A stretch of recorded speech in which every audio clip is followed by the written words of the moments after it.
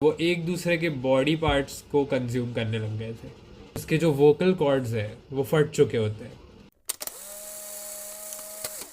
Late 1940s में Russian researchers ने 5 test subjects के ऊपर एक ऐसा एक्सपेरिमेंट किया जिसे हम कहते हैं द रशियन स्लीप एक्सपेरिमेंट। इस एक्सपेरिमेंट में रशियन रिसर्चर्स ने एक स्टिमुलेटिंग गैस बनाई थी जो उन्हें टेस्ट करनी थी। इस स्टिमुलेटिंग गैस की खास बात यह थी कि ये किसी ने भी अगर इनहेल की तो वो कितने भी दिनों तक बिना सोए रह सकता था। उन्हें एक सील्ड रूम दी गई थी जिसके सामने एक ग्लास वॉल थी ताकि उन्हें मॉनिटर किया जा सके। एंड इस चेम्बर के अंदर फूड, बुक्स, टॉयलेट, बेसिन सब कुछ प्रोवाइड किया गया था एक्सेप्ट फॉर बेड्स, क्योंकि उन्हें 15 दिन तक बिना सोए रहना था। इस एक्सपेरिमेंट का पर्पस ये था कि उन्हें अपने सोल्जर्स को ज़्यादा से ज़्यादा टाइम तक रात को जगाए रखना था ताकि वो ज़्यादा से ज़्यादा वॉर्स जीत सके। अंदर माइक्रोफोन्स दिए गए थे जिससे कि इन 5 टेस्ट सब्जेक्ट्स से रिसर्चर्स और सोल्जर्स कम्युनिकेट कर सकते थे। पहले 5 दिनों तक सब कुछ नॉर्मल था। वो जो टेस्ट सब्जेक्ट्स थे वो नॉर्मली एक दूसरे से बात करते थे, अपने एक्सपीरियंसेस शेयर कर रहे थे कि कैसे वो वहाँ तक पहुँचे, कैसे वॉर में उन्हें काफ़ी सारी चीज़ें फेस करनी पड़ी। बट जैसे जैसे दिन आगे गए, 4th डे के बाद उनके जो कॉन्वर्जेशन थे वो थोड़े और डार्क होते गए और बहुत नेगेटिव एस्पेक्ट्स के ऊपर वो लोग बात करने लगे।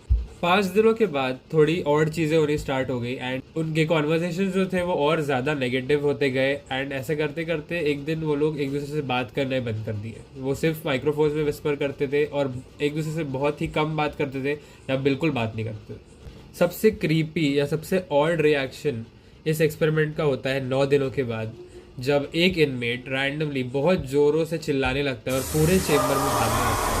वो 3 घंटों तक कंटिन्यूसली चिल्लाता है और 3 घंटे के बाद वो चिल्लाने की कोशिश करता है बट आवाज़ नहीं निकल रही होती। एंड जब साइंटिस्ट थोड़ा रिसर्च कंडक्ट करते हैं उन्हें ये पता चलता है कि उसके जो वोकल कॉर्ड्स हैं वो फट चुके होते हैं। वो इतने ज़्यादा डैमेज हो जाते हैं कि वो अब चिल्ला ही नहीं पाता। उसके वोकल कॉर्ड्स इतने ज़्यादा डैमेज हो जाते हैं कि उनमें से कोई आवाज़ ही नहीं आ रहा होता। इससे भी ज़्यादा क्रीपी चीज़ ये थी कि मीनवाइल जब ये सब हो रहा था तब जो बाकी के 4 इनमेट्स हैं उनका इस पर कोई रिएक्शन नहीं था। वो शांति से अपनी जगह पर बस बैठे हुए थे। कुछ टाइम के बाद सेम बिहेवियर और एक इनमेट करता है। वो सेम वे में चिल्लाता है टिल द पॉइंट जहाँ उसके वोकल कॉर्ड्स इतने डैमेज हो जाते हैं कि वो बात तक नहीं कर पाता। धीरे धीरे इन लोगों की एक्टिविटीज़ और ज़्यादा डिस्टर्बिंग हो जाती है, जहाँ एक पॉइंट पे ये अपने ही फीसीज से जो पूरा ग्लास वॉल है उसे कवर कर देते हैं ताकि बाहर से साइंटिस्ट देख ना पाए कि अंदर क्या चल रहा है। 14th डे को रिसर्चर्स एक अनाउंसमेंट करते हैं जिसमें वो प्रिजनर्स से कहते हैं कि हम रूम के अंदर आने वाले हैं एंड उतने टाइम के लिए जो स्टिमुलेंट गैस है उसका फ्लो बंद कर दिया जाएगा। जब वो अंदर आ रहे होंगे तो सब प्रिजनर्स को नीचे ज़मीन पे फ्लैट लेटना है एंड अगर एक भी प्रिजनर ने अटैक करने की कोशिश की तो उस पर गोली चला दी जाएगी। ये अनाउंसमेंट जैसे ही हुआ उसके कुछ टाइम के बाद अंदर से एक प्रिजनर ने माइक में कहा, we no longer want to be freed.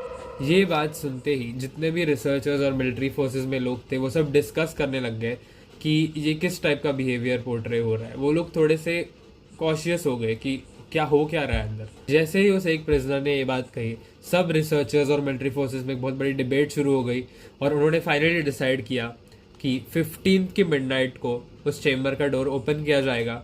Chamber जैसे ही ओपन हुआ और स्टिमुलेंट गैस का फ्लो ऑफ कर दिया गया, वैसे सारे टेस्ट सब्जेक्ट्स चिल्लाने लगे और एट अ पॉइंट ऐसा लग रहा था कि वो प्लीड कर रहे थे कि प्लीज़ वो गैस वापस कर दो क्योंकि उसके बगैर हम जिंदा नहीं रह पाएंगे। चेम्बर ओपन करने के बाद सोल्जर्स को अंदर भेज दिया गया ताकि वो सारे सब्जेक्ट्स को चेक कर सके कि एक्चुअली अंदर क्या हो रहा है। और जैसे ही सोल्जर्स ने अंदर देखा वो सब चिल्लाने लगे और एक पॉइंट पे इतने शॉक हो गए कि वो ऐसे डिस्टिंग्विश ही नहीं कर पा रहे थे कि ये क्या देख लिया उन्होंने, क्योंकि वो बिलीव ही नहीं कर पा रहे थे कि उन्होंने क्या देखा।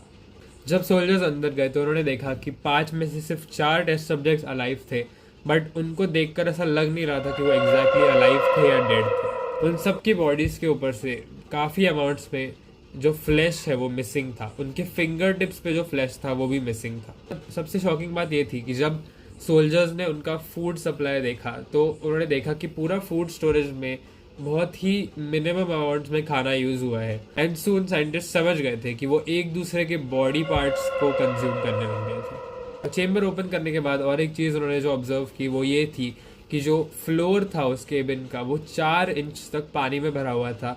बट ये डिफ्रेंशिएट करना बहुत ज़्यादा डिफिकल्ट था कि कितना अमाउंट उसमें पानी था और कितना ब्लड था। जब टेस्ट सब्जेक्ट्स को ध्यान से ऑब्जर्व किया गया तब ये पता चला कि उनके जो अब्डोमिनल ऑर्गन्स है वो पूरी तरह से रिमूव कर दिए गए थे एंड आंखों से ऑब्जर्व किया जा सकता था कि उनका डाइजेस्टिव ट्रैक्ट जो है वो फंक्शन कर रहा था। उन लोगों ने इतना सारा फ्लैश अपना निकाल दिया था कि कोई भी इंसान अपनी आंखों से देख सकता था उनके डाइजेस्टिव सिस्टम को वर्क करते हुए।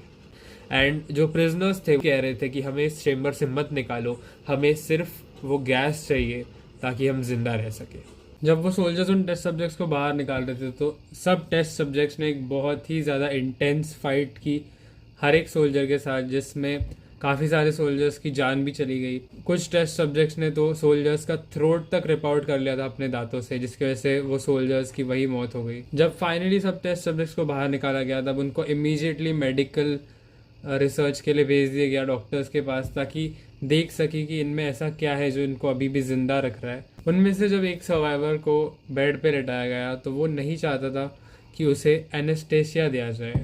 एंड जब किसी रैंडम डॉक्टर ने सजेस्ट किया कि हमें ये सर्जरी बिना एनेस्थेसिया की करनी चाहिए, तब वो पेशेंट अग्री करने लगा एंड ही वाज लाइक कि मुझे ये सर्जरी बिना एनेस्थेसिया की ही चाहिए। जब उस टेस्ट सब्जेक्ट पर सर्जरी शुरू हुई जो एक 6 आवर लॉन्ग सर्जरी थी, तब पूरे सर्जरी के टाइम वो टेस्ट सब्जेक्ट सिर्फ स्माइल कर रहा था और वो हंस रहा था।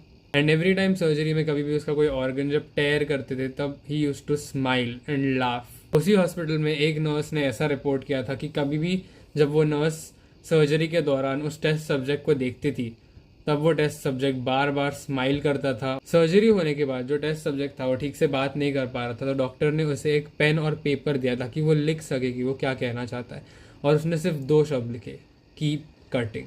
जो बाकी के टेस्ट सब्जेक्ट्स थे उनका भी सेम रिएक्शन था, उन्हें बिल्कुल भी एनेस्थेसिया नहीं चाहिए था और कभी भी जब एनेस्थेसिया उनके पास ले आते थे तब वो रेजिस्ट करते थे। ये सारे इंस्टेंसेस होने के बाद जो ऑफिसर होता है जो इस एक्सपेरिमेंट को इतने दिनों से कंडक्ट कर रहा होता है वो कहता है कि मैं चाहता हूँ कि इन लोगों को और कुछ दिनों तक गैस पे रखा जाए।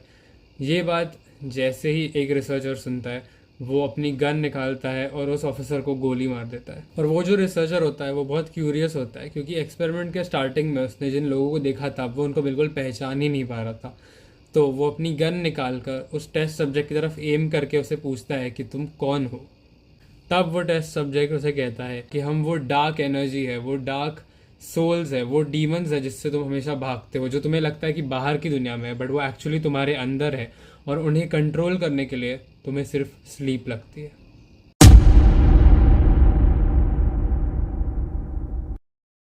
हे guys, thank you so much for watching this video. I hope आपको ये वीडियो अच्छा लगा। एंड अगर आपको ये वीडियो अच्छा लगा तो प्लीज़ लाइक करो, कमेंट करो एंड जितना हो सके उतना ज़्यादा शेयर करो प्लीज़, ताकि ये वीडियो बाहर ज़्यादा से ज़्यादा लोगों तक रीच हो सके। And yes, thank you so much for watching. Please subscribe. Bye bye.